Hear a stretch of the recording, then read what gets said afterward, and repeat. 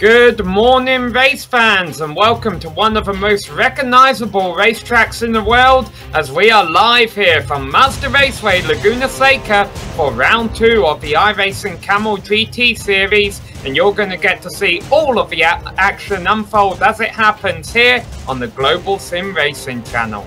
Hi everyone, I'm Samuel Ryman, and alongside me in the booth is Johan van den Velde.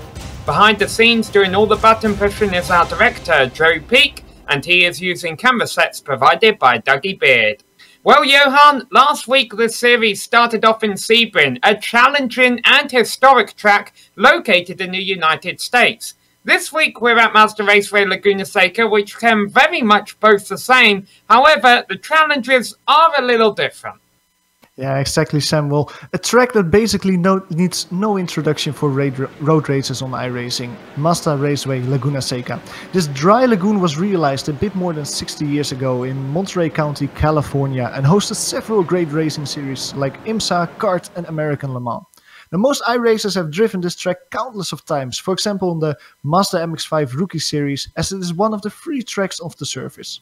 One of the key characteristics is its elevation change, as Laguna Seca rises and falls around 55 meters during a lap. Another unique thing that the drivers have to keep in mind today is all the sand at the edge of the track, which surely can factor in when cars go wide and drag little pieces of gravel back onto its racing line. A lap around the dry lagoon is always exciting, but some corners to especially keep your eye on today are the tight turn 6 corner going onto rail straight, rainy curve near the end of the lap and the double apex Andretti hairpin. The cherry on the pie, of course, is the corkscrew, in which the drivers drop a staggering 18 meters in the space of a couple of car lengths. With the distance of around 3.6 kilometers or 2.2 miles, Laguna Seca is a relatively short circuit, which we reckon will be lapped 33 times today by the Nissans. Being such a short circuit, lap traffic will be a huge factor in the battle for victory. The lapping traffic is only a small part in the wheel for that golden trophy in the Kamel GT. You also have to be quick. And to show you how to be quick under the scorching Californian sun, Clayton McLeod and Joe Peak will jump in the Nissan and take you on a lap around Laguna Seca. Alright, we've got Clayton McLeod in the GSRC Nissan, so let's do a lap around Laguna Seca. Up and over the crest towards the Andretti hairpin. This is probably going to be the best place for a pass on this track. But watch out for the lack of grip offline and the downhill entry to this double apexer. It'll be easy to outbrake yourself. From there, you'll drift it across the track and line up for the braking for turn 3. The radius tightens on the exit, so be careful about how early you try to get on the power. Then, you only need to light down on the brakes for turn 4. A lot of drivers catch the dirt on the exit and find themselves spinning into the tires to the right. Up next comes turn 5, which sometimes offers a chance to pass, but the compression from the rise in elevation and the banking makes this a pretty rapid corner. And then there's the terrifying turn 6, which has ended more races than I can count over the years. Thread the needle as best you can while carrying speed, and then plant your foot as you fly up the Rahal straight. This leads into the incredibly blind braking for the corkscrew. It's part practice, part muscle memory, part guts. Easy with the right pedal on your way down because the turbo lag will be nasty coming out of there. After that, you'll swing it through rainy curve with its late apex and pull it back across the track to set up for 10. Chuck it in hard down to the bottom of the banking and then bring the car to the right for the final hairpin. This is honestly the next best place to overtake other than Andretti, but yet again, it's a slow corner, so accelerate with caution. Hopefully you've kept it all together and have now finished a lap around Laguna Seca.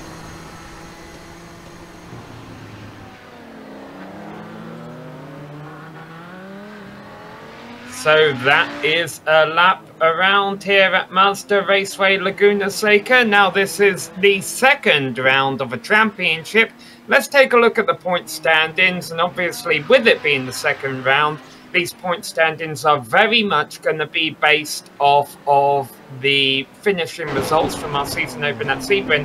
However, you realise as we see the GTP standings here, it isn't one E. Lopez who is leading the championship because he didn't officially register for this series. So currently we actually have our defending champion Keith Ritchie there at the top of the GTP standings, and you see the rest very close behind him.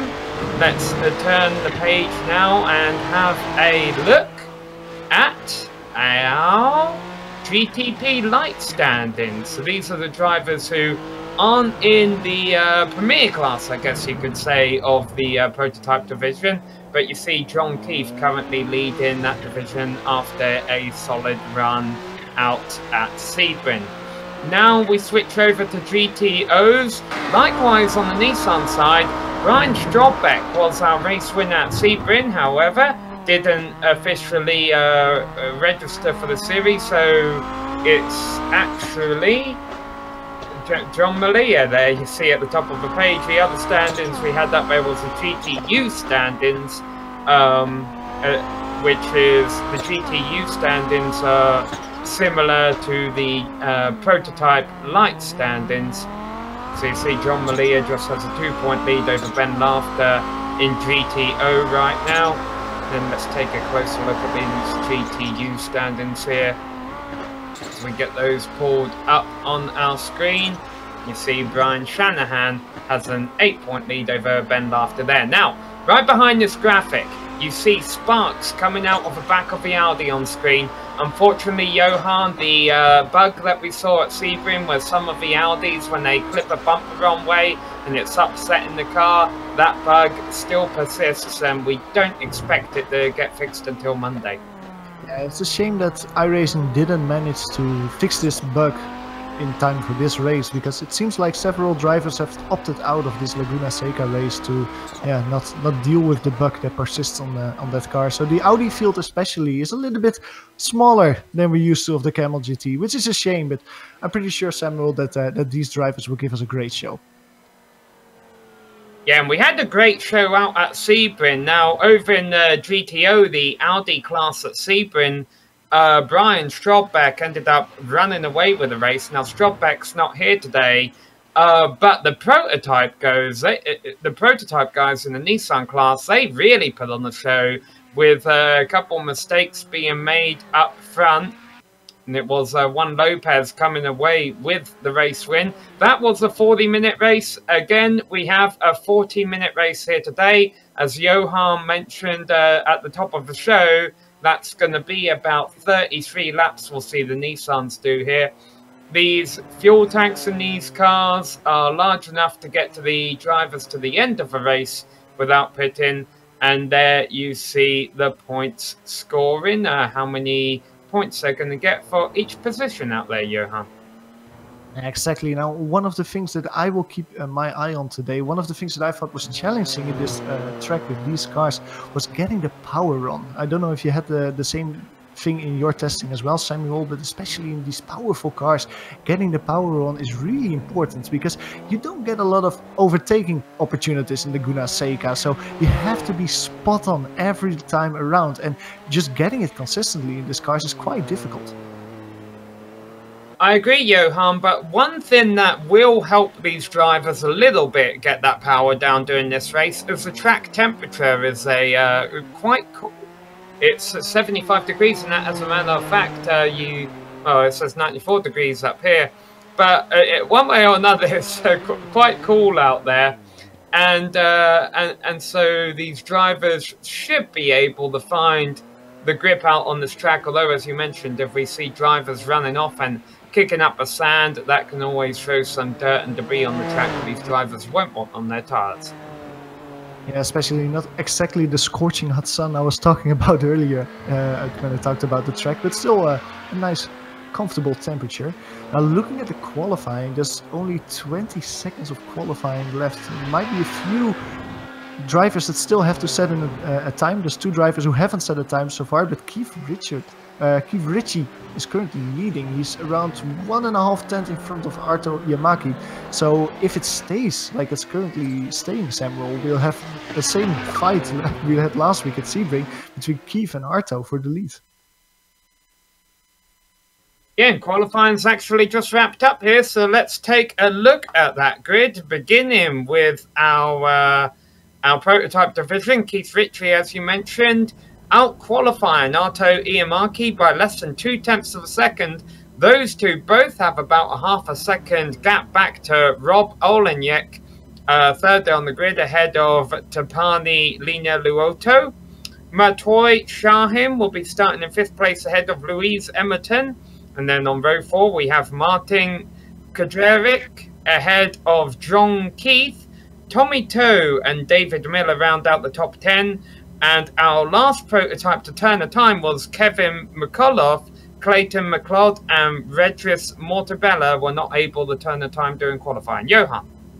Yeah, and the Audis is Yuoko Lescala getting the pole position, and he starts next to Riley Thompson. He doesn't really start next to him, he's in row 6, Riley is in row 7. Next to Riley, however, is Marco Kika. Ben Laughter is starting the race in P4 next to Jordan D. Robinson. Now on the final row with the Audis, Brian Shanahan is next to Leroy Buell, starting in P18.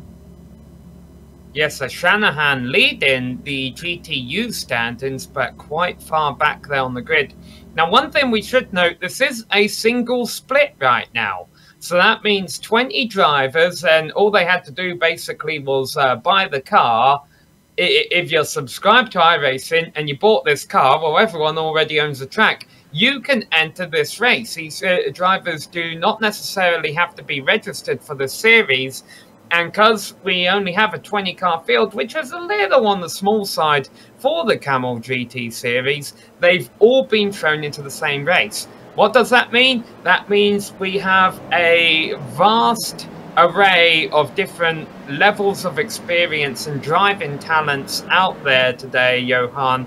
As a matter of fact, a little over 4 seconds covering our 11 qualifiers in prototype. But fortunately, it's still close up front, and it's quite close in the middle of the field too. So hopefully we should still see some great racing out there. Yeah, like you say, Sam, we have some great difference between some of the I ratings. If we took a look, some people are in the 6,000s and some people are in the few hundreds. But it doesn't necessarily mean that that's a bad thing.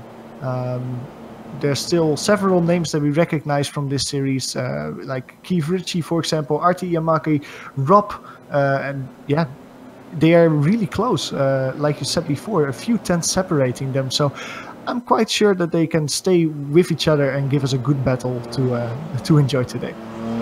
Well, we know for sure the GTOs will not be staying with the prototypes for very long. There's about 10 seconds difference, even on such a small track, between the Nissans and the Audis out there. I'm expecting the Audis will be lapped quite a few times during this race, so traffic could be an issue.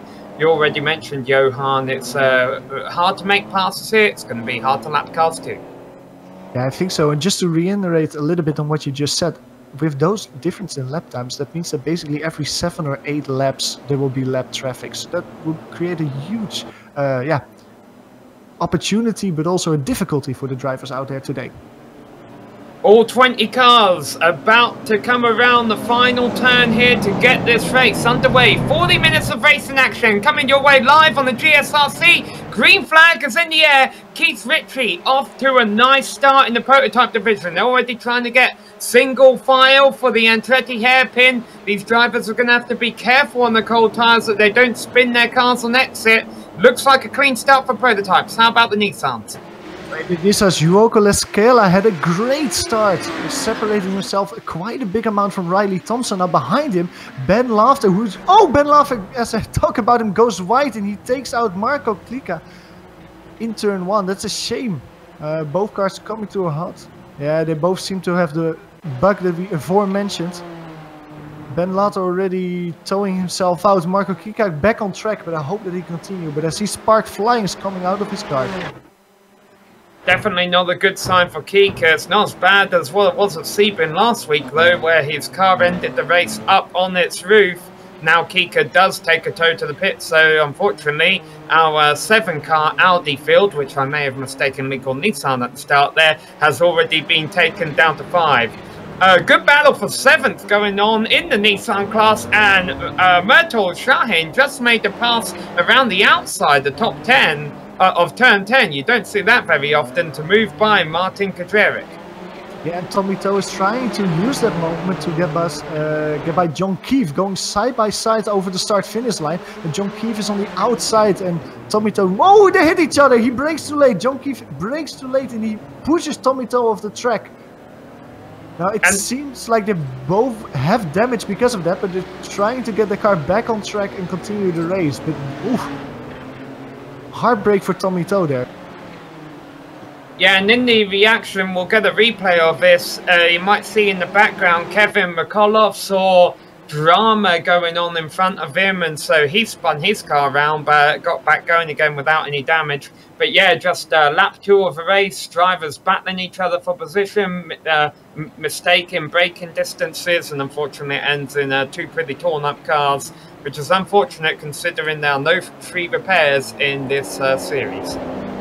Yeah, especially now I'm still keeping half an eye on Marco and Ben in the Audis, who are both still sitting in the pits. And one little thing to mention is that Ben was having a great start until the moment that everything went wrong. He actually did a dive bomb going into the last corner of the start, and it paid out really well. He was P2 at one point going over the start-finish lane at the start of the race, fell back a little bit, and then disaster struck in turn 1. So we went from hero to zero in a couple hundred meters. I hope that he can get his car repaired and go back to the track.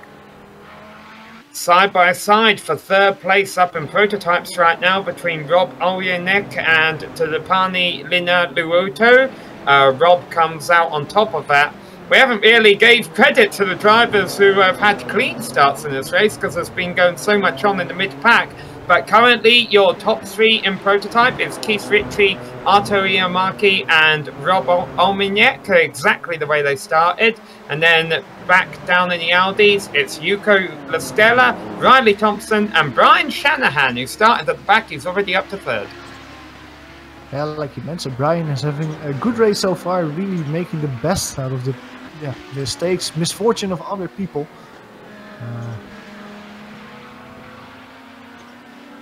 Yeah, so things look like they're finally starting to settle down a little bit, although as I say that Tommy Toe, I think, has gone off course.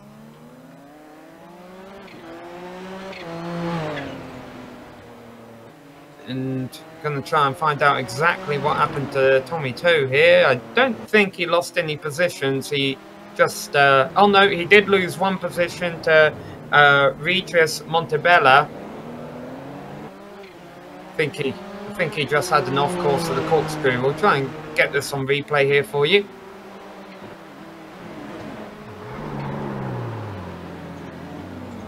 Yeah, that turn's been around for a long time, Johan, but it'll still trick everyone up. I think it has caught up everybody who has been doing iRacing for some time. It's a tricky corner, no matter which car you're driving. Now, one car that is driving again, Marco Kika. He went out of the pits. He's still sparking though. He's still suffering from the bug we mentioned before. But he is on track though, and he's currently being lapped by several of the Nissans. Be curious to see what his pace is and how much slower he is than the rest of the Audi field. But at least Marco is back on track. Yeah, Ben Laughter rolling back out on track as well. And it's understandable why these drivers will want to try and log laps and get a good finish here.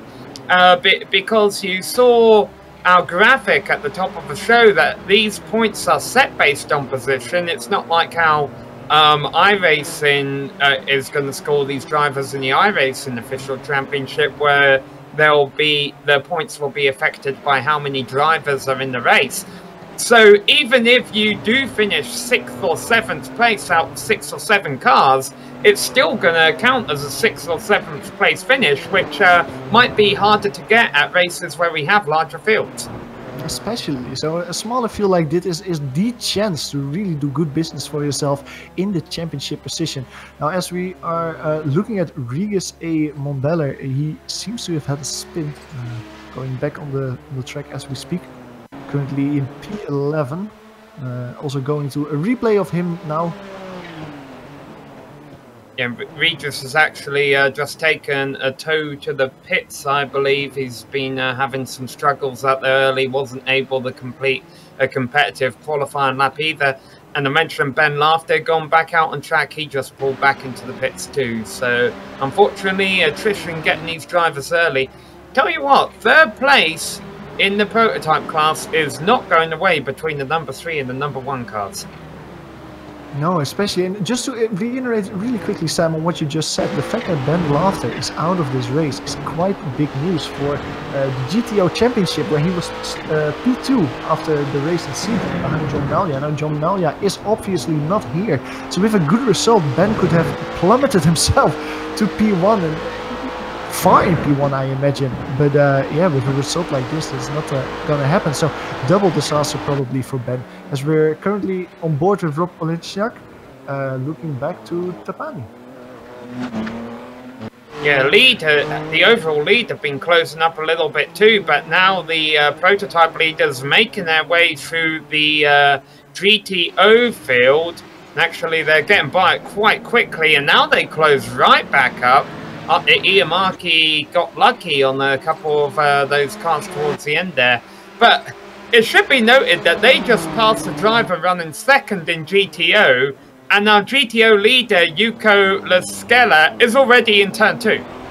Yeah, Yuko is seemingly a class apart out there today, really making the most of it. Now I'm looking at his last lap. His last lap was almost more than 2 seconds quicker than of Riley Thompson. Now, Riley Thompson, of course, had lap traffic to deal with, and that plays in a factor. But yeah, really impressive from Yuko so far. Well, it seems like one of the cars has the Stepani Lina Luoto, who has a little bit of difficulty getting around the Audi. Getting a little bit of gravel right there, but he makes it going into turn 4, turn 5. Behind Riley Thompson, Brian Shanahan has caught him. They're around 1 second, maybe a little bit less, going into the corkscrew. Now with the traffic, with the next car driver, that is Lewis Hamilton, who catches him a rainy curve, and that means that Riley Thompson has to basically take evading maneuvers to avoid that Brazilian car. Brian can catch up a little bit more. Brian can really put the pressure on his rival. Now, Sam.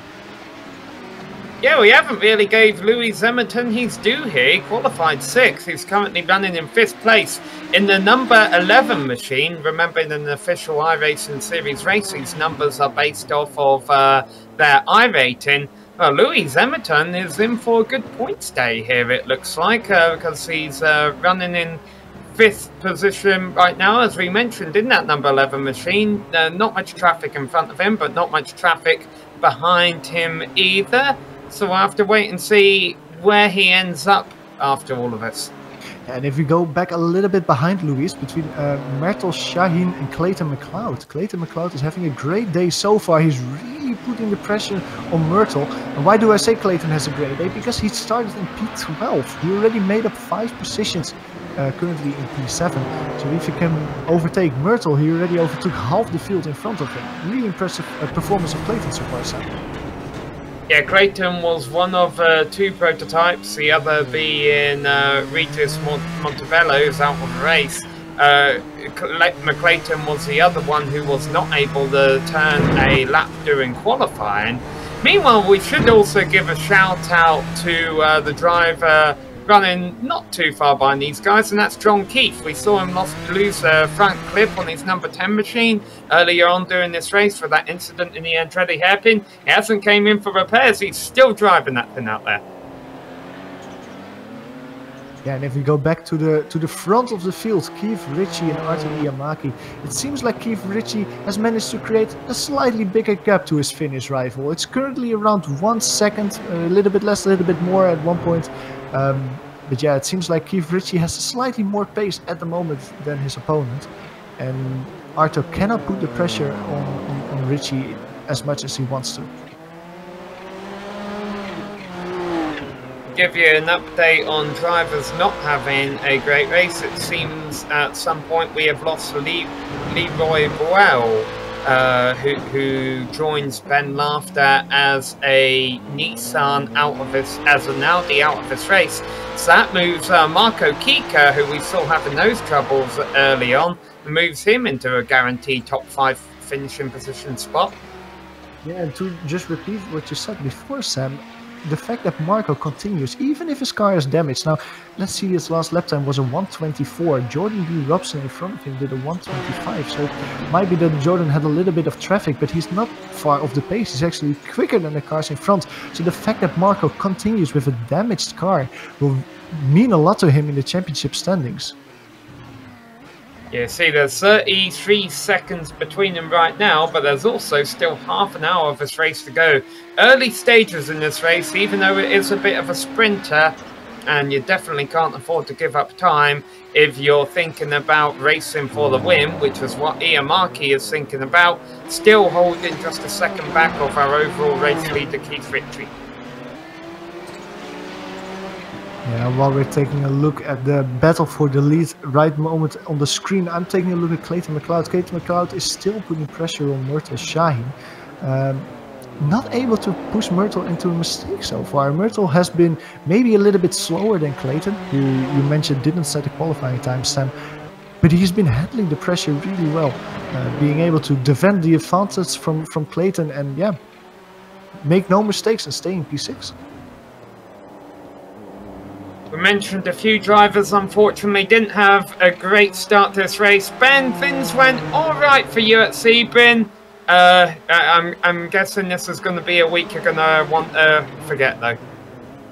Yeah, and you need to learn the lesson, and when my teammate says, "Don't do it, Ben, don't do it, the bug will get you this time," I should have listened, because it got me. I don't think I made it through the final corner at the start without it hitting me. I think my rear wheels were off the ground long before I even hit Marco. Yeah, and we still see Kika running out there. It looks like a bug is affecting him right now, but he's still trying to limp it around the track. How is that possible? How difficult is it to drive with this bug that we've seen affecting your cars at Sebring and here? Well, it manifests itself in two ways. One way, it lifts the wheels off the ground, and there's no way to drive it. That's truly impossible. The other way is what it was doing me after I finally got it out of the pits, where it just drags the undercarriage of the car as if it were bottoming out like a lowrider. And with that, you can drive it, but you can't race it. And I'd rather just not, run the hour or run the 40 minutes like that. Well, it's unfortunate to see you out of this race this early on, Ben, but I assume we'll see you back next week at Indianapolis. They say they'll have the bug fixed by then. What do you rate your chances there? Well, I mean, if the bug is fixed, I'll be competitive. I'll be podium competitive as I always am. All right, and thanks for coming to talk to us, Ben. We got some action here in the prototypes, Johan. Yeah, we were talking about a battle between Myrtle Shaheen and Clayton McLeod. Now, last lap around, Clayton tried a move on Myrtle in turn 1, and they went side by side for a little bit. Myrtle stayed in front, and now Clayton again put his nose in, but a little bit too much. He turned Myrtle around, but really good sportsmanship from Clayton. He just waited until Myrtle got back on the power, let him be in front again, and yeah, not take advantage of that contact between them. So they both lost quite a bit of time. Martin Krejcik is only a few seconds behind him now, 2-3 seconds, as we see a replay of the contact between McLeod and Shaheen. But they're still on track. They lost a lot of time. They didn't lose positions, however. They're P6 and P7. Now, another thing that happened when you were talking with Ben Loftus, Samuel, was Tommy Toe. Fans of him might have seen him falling back down the order a little bit. It's because he had a little off track. And as I look at him, it doesn't seem like he's in the session anymore. So Tommy Toe had a moment and is currently out of the race as well, joining Rigas A. Montebello as the second retirement in the Nissans. So 2 Nissans out and 2 Audis out, and we're not even halfway. Attrition here at Laguna Seca, and Kevin McCullough has now spun at turn 6. A very easy thing to do, no matter what car you're in. He gets it back going again, though. You catch a replay of this. Not the first time McCullough has gone around today, but the first self-induced time we saw him spin in turn 1 earlier, trying to avoid an incident in front of him. Mind you, did lap traffic have anything to do with this? He could have been thrown off a little bit by that Audi. Yeah, he could have been thrown off a little bit, taken a slightly different line, but I think he also hit the red curb a little bit too hard, and he spun his car around. Now, since that moment, he also went off in the corkscrew, so I'm actually wondering if Kevin has damage that is affecting the handling of his car, because at the moment he's slowing down on the start-finish straight, letting some of the quicker Nissans pass by.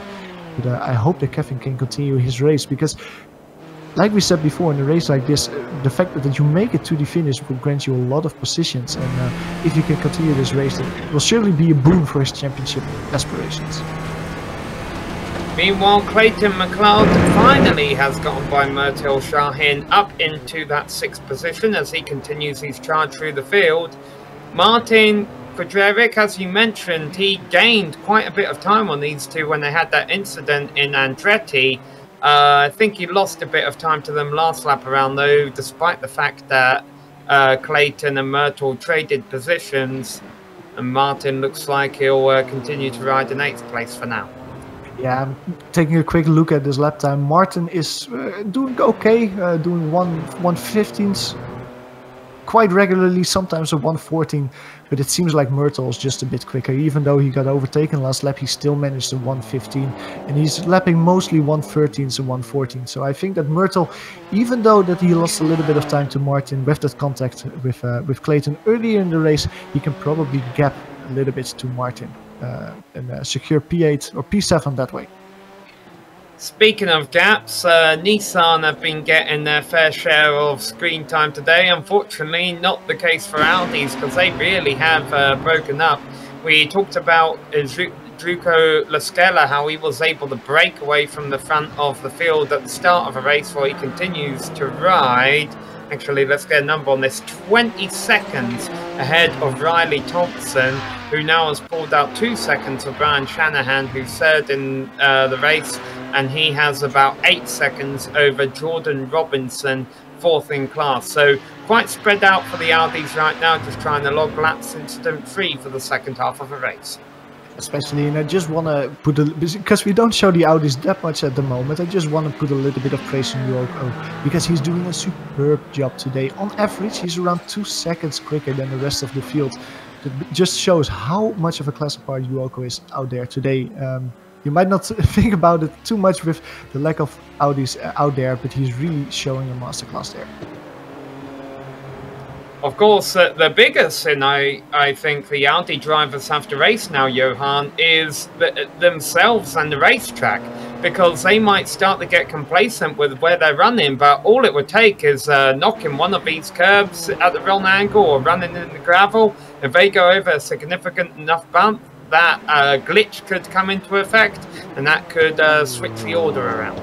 Especially in a race like this where there's not a lot of drivers, it might be even harder than normal to keep just your concentration. Make sure you don't make mistakes, and make sure that you don't do the things that will damage this car.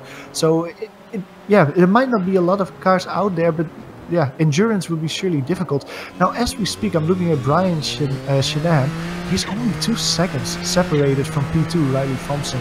So they're not on each other's tail, but not that far off each other either. And I think Riley Thompson just went off at corkscrew, actually, so that's going to cost him that position to Brian Shanahan. So there you go. One mistake, one simple mistake, as we mentioned, in the middle of a race seems to come down, and that costs Thompson the position. Yeah, we're seeing it in the replay right now. It really made sure that Riley Thompson is now on the tail of Brian, so we really have a good battle for P2. Yeah, he just outbraked himself, I think, maybe braked a little bit too late, and that cost him the corner, and probably also got a cut corner penalty, so had to slow down a little bit extra after that. But and watch it! Right at the back of the picture there, Johan, we saw Murtil Shahin catching up with the lap car of Kevin McCullough, who tried to let him by, but it wasn't without incident. Shahin does have a dent in the front of his Momo machine. And that is interesting to think about, because we were saying before that he was quicker than Martin Krasherik, and if he actually has damage, that might actually mean that his pace will drop a little bit, and that Martin can catch back up to P7. So that will be interesting to keep an eye on going forward in the race. Now, Riley Thompson, as I look in P3 of the Audis, has dropped back a little to Brian, around 1 second between the drivers. But if I look a little bit further in the Audi field, Marco Kika made another pit stop. He's currently 5 laps down compared to the other Audi drivers who were only 2 laps down. And I see unfortunate news for Jordan D. Robinson, who is currently in P4 in the Audis, because he seems to have caught the virus, the bug, and he's sparking. Which of course could end up being good news for Kika, the only driver on track running behind Robinson right now. We'll have to keep an eye on Robinson's lap times, see how much they drop off.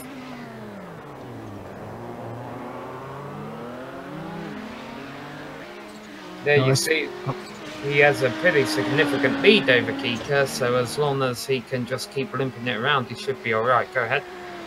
Yeah, like you say, 3 laps should be enough of a buffer going towards the end. But you never know. It might upset his car in such a way that it will be very difficult for him to control and it might damage his car. Now, I was actually on board just now of Riley Thompson. Riley Thompson had a great run as Brian Shanahan was being lapped by traffic while he was going to turn 4 there. But he actually had to make a huge correction in the middle of the corner as he was aiming for the red curb zone, and it seemed like he was just thinking about that bug as well and just saying like, no, normally maybe I can hit that curb zone, but this time I have to avoid it a little bit and make sure that I don't hit it. You can see it probably here. There you go, all the way, a little bit loose there. Yeah, pretty nice save there, but it'd be interesting maybe asking him about that, Johan. Say, would have you tried to save that if that hadn't been the case? Meanwhile, Jordan Robinson is off. So I think his handling has gone, as you mentioned, Johan. And if I think he got the wall there. If he hit it hard enough, he might lose those 3 laps. He's going to take a tow to the pits. We'll get a replay of the incident here. Now that actually looked like quite a lazy crash as we see it from the helicopter view right there.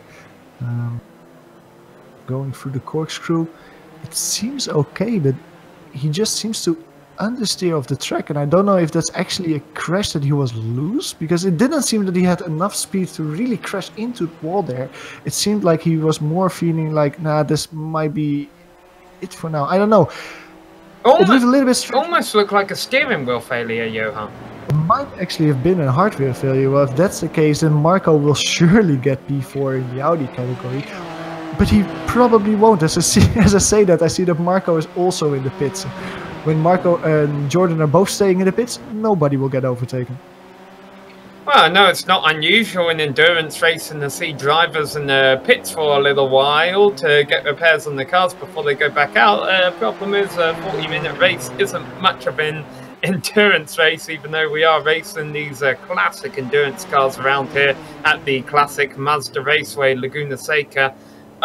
Meanwhile, Riley Thompson still in 3rd place behind Brian Shanahan. Definitely one of the best battles on track right now. Thompson got a little bit sideways again earlier this lap, which cost him some time again. He could have been closer to Shanahan. This thing, I think, is definitely not going away in a hurry. Don't think so either. And Brian Shanahan really feels the pressure. He was just being lapped by Keith Ritchie and Arthur Yamaka, who are still only separated 1 second in the lead of the Nissans. I don't know if we caught it on camera, but Ryan basically made twice a move to let Keith and Arto pass, and both the Nissan drivers chose the smallest possible hole to get by the Audi. So I was with my. Oh, this is for position. Sorry, Johan. What we're seeing on screen now is now for a 3-way battle for position, because Shahin just had an off. That threw Kretschik off of his rhythm, I think. That allowed John Keith to get by. They're trying to get by our GTO leader here. But Shahin just had an off, and it looked like it was about to be a 3-way battle. Back to you, Johan. I'm just looking back a little bit to the off that Martin had. He just went around in the corkscrew. Doesn't seem like he had any damage though, so he can probably continue as we go to a replay of that incident.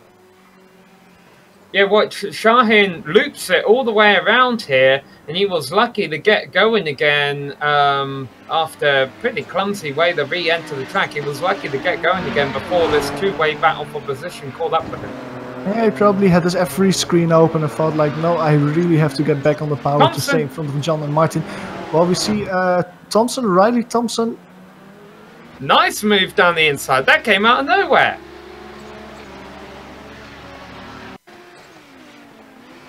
You can call this one, Johan. Yeah, Riley just had a great exit there out of the last corner. Hung it into the toe of his rifle. Went to the inside, no defense though from Brian. He really gave him the opportunity and the space to make that move. Yeah, and the braking, Riley just outbraked his Audi, could park it on the apex and could get the draft, could get the exit drive to get P2 back there.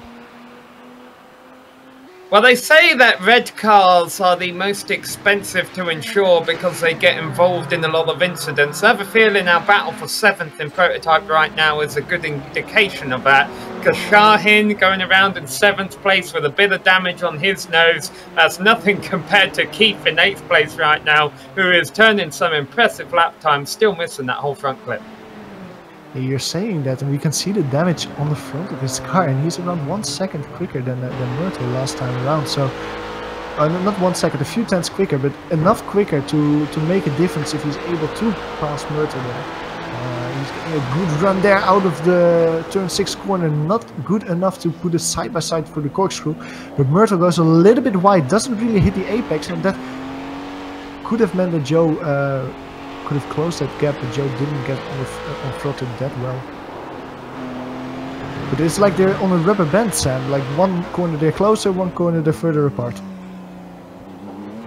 Well, one advantage Keith has is he got that damage very early on in the race, so he's learned how to drive that car and what that car can and can't do throughout the last 20 minutes of this race. Maybe he'll know his car a bit better for these closing moments.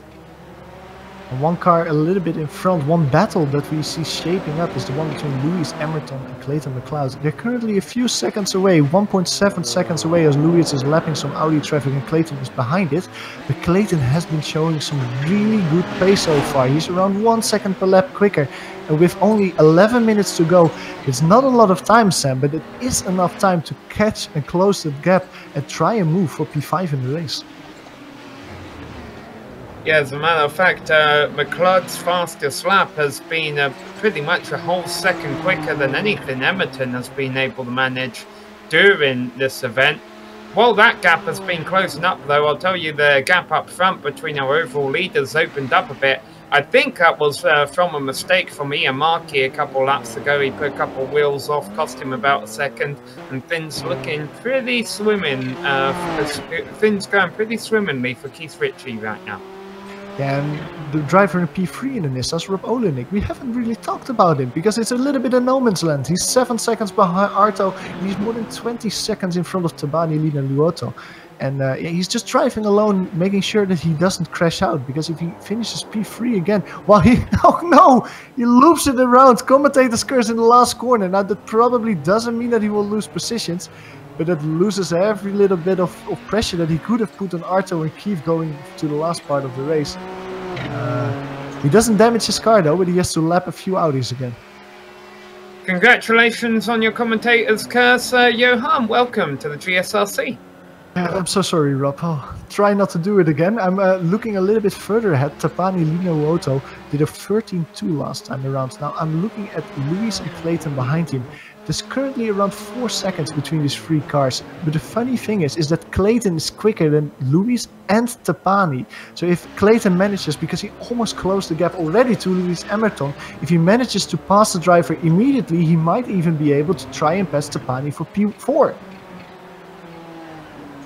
Yes, a very real possibility, and especially with quite a few laps left during this race. I know we got less than 10 minutes left here, but there's still several laps around this short circuit. And of course, lap traffic can always throw a wrench into that. As I say that, they're going by. Kiko almost spins off. Kiko does spin off. Fortunately, he had the mind to turn it to the right and not get into McLeod there. Yeah, shame that he turned off. He is currently though P4 in the Audi category. Now behind him, Jordan D. Robinson was also another driver while we were going on board with Marco to see that incident one time again. Jordan D. Robinson has left the service, so no matter what Marco will do, he will probably finish P4 here. Yeah, I don't think we documented Tommy Toe's trouble either, as we get Kika's replay there. Tommy Toe has also retired from this race. Michael Kika is back in the pits, however. I think that this might be the point that he probably says, like, this is enough, and I'm gonna stop for the rest of the day.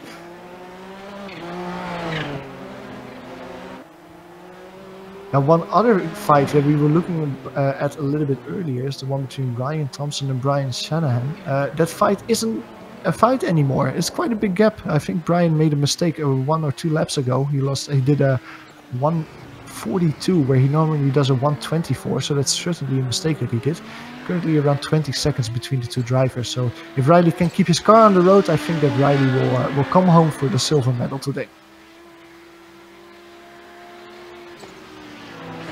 It seems like our director has found the problem of Shanahan as we go into a replay.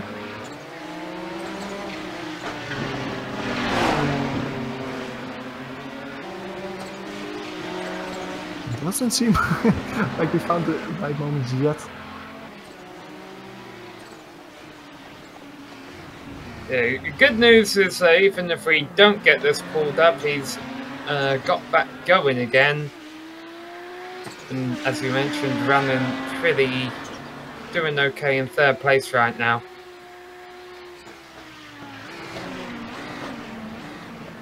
If it doesn't happen here through Andretti, I'm gonna guess we got the wrong lap pulled up here. Yeah, let's go back to live action here, because things are heating up in this battle for 5th in GTD. McLeod is definitely within striking distance of Hamilton now. Yeah, and I can just see how Clayton is driving his lines. He's really putting the hammer down. He's going a little bit wide on some of the exits, trying to get as much momentum as possible. That doesn't help him there in turn 6. Well, he doesn't touch the apex as well as Lewis does. Lewis wins a little bit of time, but under braking, look at that. So much meters that Clayton makes up. Well, he makes a mistake on exit. Oh, he ain't getting 5th now. Oh, that's such a heartbreak. Clayton was so good on his way for P5 and maybe even P4, but like this, no. Certainly going. He got his car going again.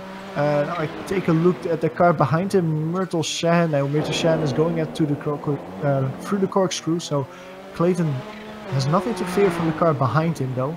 But yeah, that's a shame there, Sam. There could have been a really good battle for P5 until the end of the race. Yeah, but credit where credit's due to Lewis Hamilton. He was able to hold off the pressure from a driver who was faster than him behind him. Hamilton's got a cone stuck in his nose. He's taking the cone for a ride. Oh, the cone's gone. It disappeared into the ether. Yeah, but Hamilton started 6th, got to 5th at the start. He's done a nice job. Look at the battle currently is in. Yeah. Right on the tail of Tapani. He's trying it in the corkscrew. He doesn't have the speed there. Tapani must have made a mistake earlier this lap, because he had been running a couple of seconds in front of him. Yeah, I think Tapani had a slowdown, because that cone that was on the car of Lewis Hamilton, Tapani did it even better because Tapani collected 2 cones. You know what I think might be going on? I'm almost wondering if Tapani's saving fuel. That actually might be, as Lewis Hamilton gets past his rival for P4, and the gap behind is quite big. Tapani dropping back hard now. Might have made a small miscalculation with fuel. As we're currently on lap 29. Now, as we mentioned before, I saw the drivers talking before the race. They were talking about something around 33, 34 laps. Now, that might not be a mistake, but it might be that Tapani just made a small calculation, expected the race to be a little bit shorter than it actually was, and underfueled his car. While in front of the field, Keith Ritchie is putting the hammer down. He's created a gap of 4.5 seconds to Arto Iamaki. Really creating a gap down there and also setting the fastest lap last time around.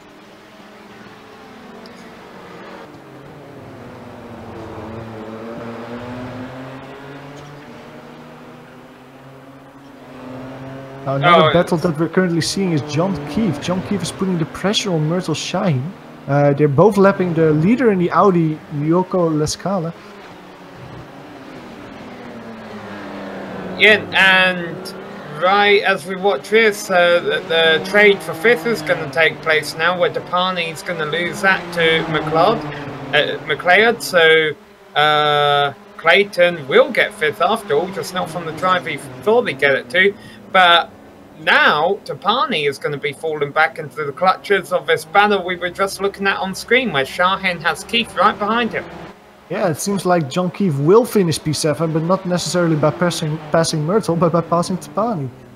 I'm really curious. I hope that we can talk with Tapani at the end of the race, because if he was short on fuel, it might maybe have been better to maybe come in and take a quick splash and dash down there. I don't know how much time he has lost so far. He's done a 121 last time around. He did a 120 before that, while he normally was lapping 114s, 113s. So that means in the last 2 laps alone, he has lost 13 seconds.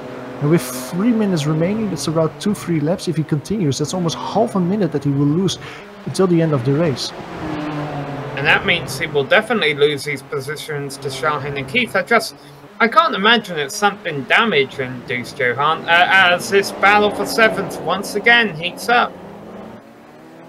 Yeah, John Keefe trying it left, right, up and down on Myrtle, but Myrtle really holding strong, defending well and keeping his calm to keep John Keefe behind him. Now, if he gets a good run out of here, John Keefe, he might be able to put it next to the rifle in turn 1. It seems like Myrtle also got a good exit though, but John hangs it into his toe. He might have a little bit more draft than normal with the damage that he has. He takes a really wide line in John Keefe. Myrtle's a little bit tighter, but it might mean that he gets a little bit more momentum, John, there. On the exit of turn 2, not enough though to put his car side by side onto turn 3. I wonder how intimidating it is for Shahin looking in his rearview mirror thinking, oh, well, the driver behind me probably is considerate of other drivers in front of him, and then realises, oh, wait, the driver behind me doesn't have a front bumper. Maybe that's a little upsetting for him, like, I gotta make sure this guy doesn't get to me, but unfortunately, Keith is all over the rear of him now, and boy, here they go. Keith looking on the outside again. Now, right behind Keith is another Keith, and that is Keith Ritchie, our overall race leader, who's about to cross the start-finish line with about race laps distance left on the clock. I don't know if he'll be getting the white flag yet. That's actually what John Keefe, John Keefe tries to move on the inside of the last turn. A beautiful dive bomb, maybe a little bit there on Myrtle. Myrtle saw it really late. He was steering in, and in the last moment he had to counter steer to not hit his rifle. But John Keefe, well done there, getting P7 as they're being led by Keith Ritchie. Oh, Myrtle braking really late. That's not something that John expected on the. Oh, but he's stuck behind the Audi on the exit there, not able to pass the Audi on time. And it gives John Keefe all the opportunity to create a gap immediately. That's almost 1.5 seconds there already. Yeah, and Keith Ritchie also lost all of that gap watching that go on in front of him.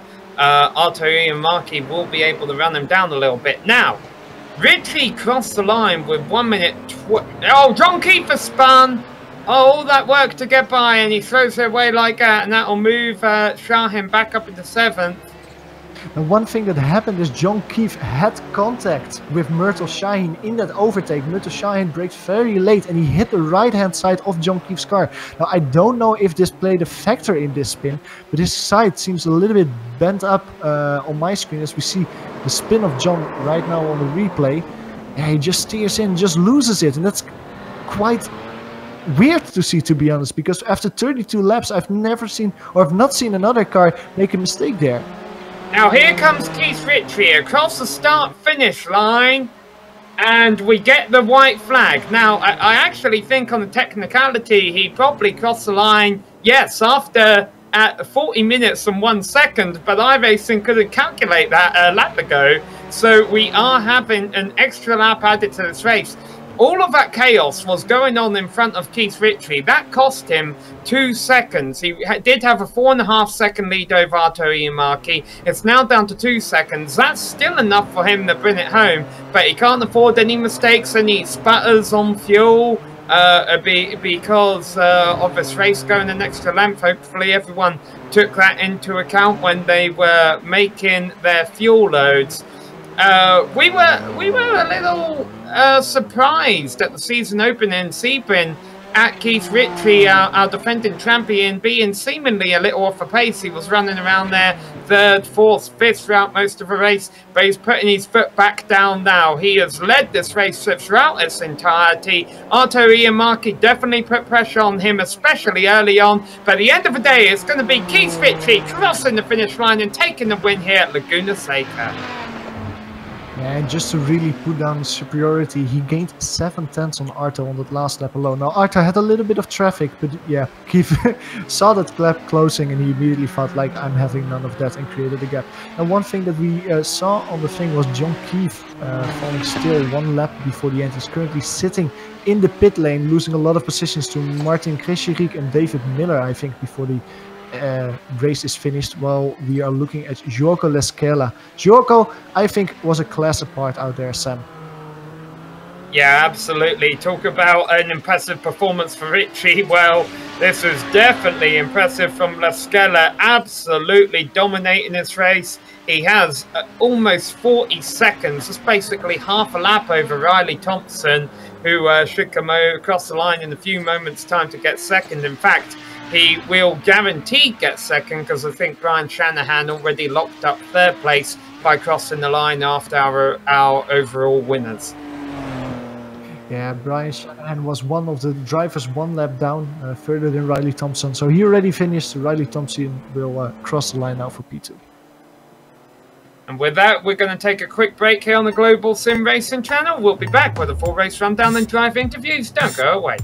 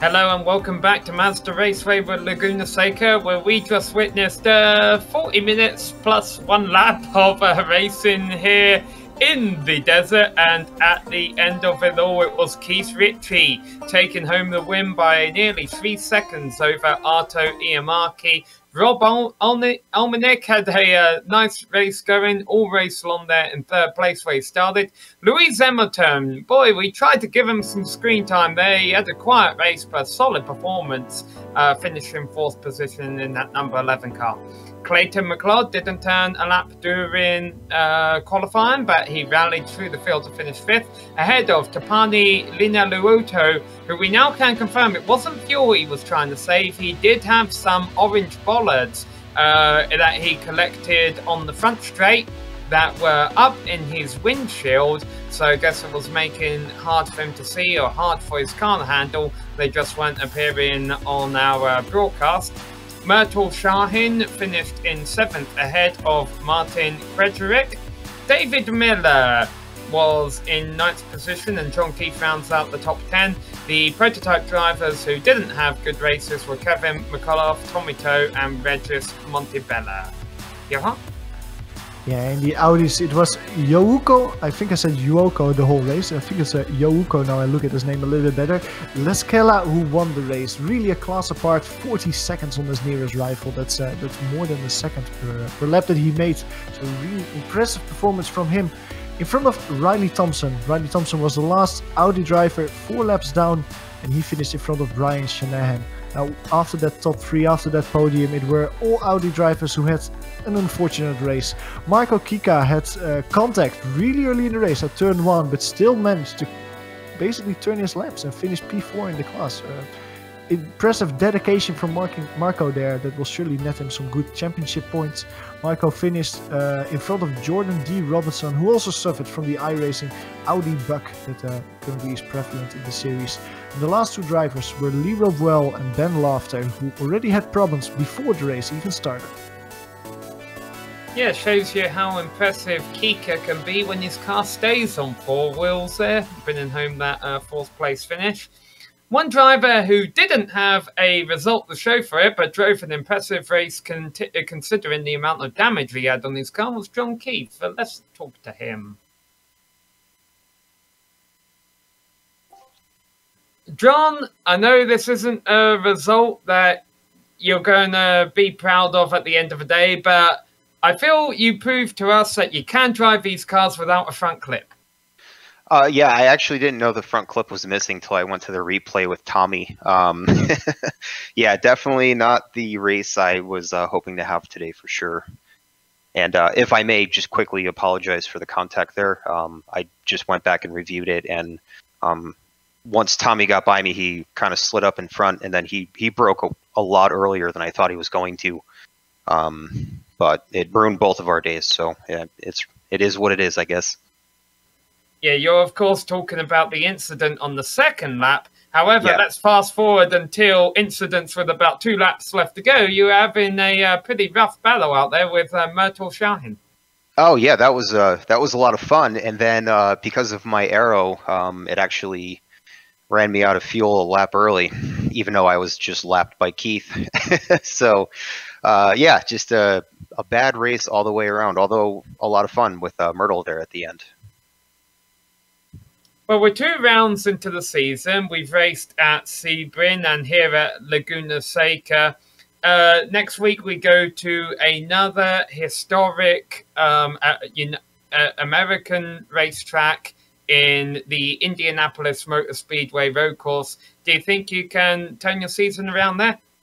I'm hoping so. I'm very happy that I get to sleep in for these races this week because I'm only about 4 miles away from the place in real life. So I'm looking forward to it. I'm not a big fan of the road course layout here in iRacing, so I'm hoping that they actually rescan and get the latest version that we've had for a couple years now in real world. I think it's a much better track, but definitely looking forward to it. All right, well, we wish you the best of luck, John, and thanks for coming out and racing today. Just sorry it didn't unfold your way at the end. Yep, that's racing. It doesn't always go your way. So thank you guys. Well, Johan, it's been your first time up here in the booth covering this series with me this season. What were your initial impressions after today's race? Well, one of the things that I found myself, Sam, was that when I was driving the Nissan especially, whenever I was going on an exit of a corner, I had a lot of difficulty putting the power down. And I really have to give my hats off to these guys because it's a difficult car to drive. And people that might not have iRacing and just watch these broadcasts, these cars, both of them, the Audi and the Nissan, they're really difficult to drive to see. So to see the battles that we saw in the end, for example with John Keefe that we spoke with at the end with Myrtle Shahin, but there are countless of other examples that we saw out there today. Yeah, that's just really impressive that people are able to not only be quick in these cars but also really fight to the hardest out there on track. So it was really good fun to watch these races, and I hope to join you again there soon.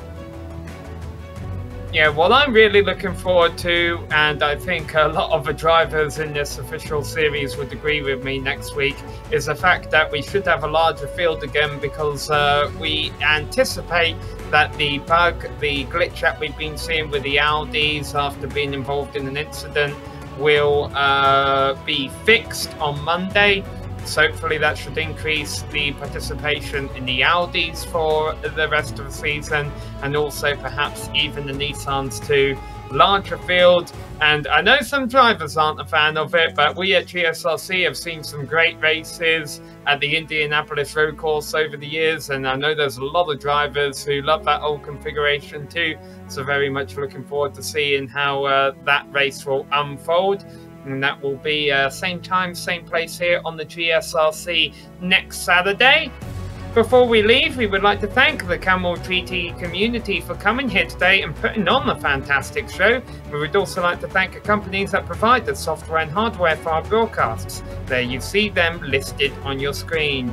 Additional thanks goes out to Eric Ekholm and Casey Lalonde to provide us with our great music. See the screen for how to get a hold of more of their great work. Thanks to the team today, Johan, Joe and Dougie. If you'd like to find out more about GSRC, visit us at globalsimracingchannel.com. We're also on social media on Twitter at GSR Channel and Facebook at facebook.com/globalsimracingchannel. We will be back here, as I mentioned, same time, same place for next Saturday for round 3 of the iRacing Kamel GT series from the Indianapolis road course. We also have the upcoming races for our other series listed on screen, so check those out, mark them down on your calendar, and don't miss another second of exciting racing action. But until next time, race clean, race hard, and we'll see you on the track.